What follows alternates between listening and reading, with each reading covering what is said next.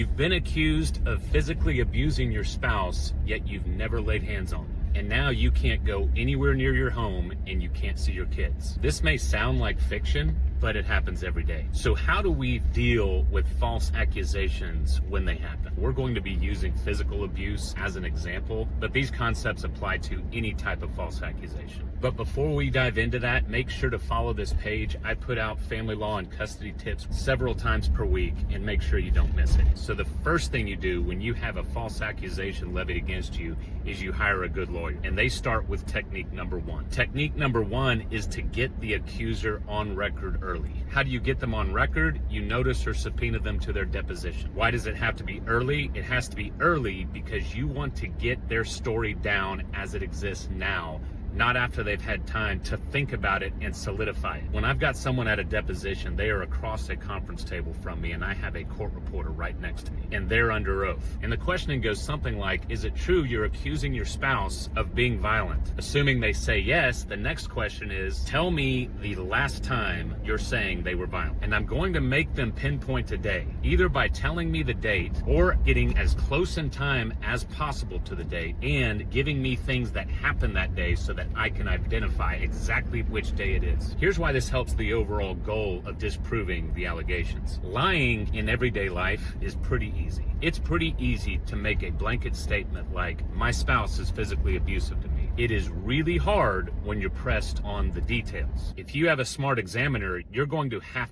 thought about a lot of things meticulously. So this is often a panic moment for the liar because they have to think of a day where it all lines up, where they were both present at the same time. Their records aren't going to show otherwise. Their texts aren't going to show otherwise. Their location services aren't going to show otherwise. They're also going to have to think of a day where there wasn't anyone else present. And as this goes through their mind, they often start equivocating or claiming that they can't remember an occasion. And if they claim that, then their credibility goes to zero. The credibility of the accusation goes to zero. Even if they are able to pinpoint a date, if the accusation is truly false, they've still got a long road ahead of them because I'm going to ask them the extreme details of the day, everything that happened that day, everything that happened surrounding the event, who they spoke with that day, exactly where they were in place and time when the event happened, who they talked to afterward, whether they sought treatment, whether they sought assistance from law enforcement. And after we're finally done examining the last event they claim to remember, we're going to move on to the next event. And at this point, if the allegation is truly false, the liar is often exhausted and they often can't remember a second event. And even if they claim to, we're going to go through the same exercise all over again. And that brings me to technique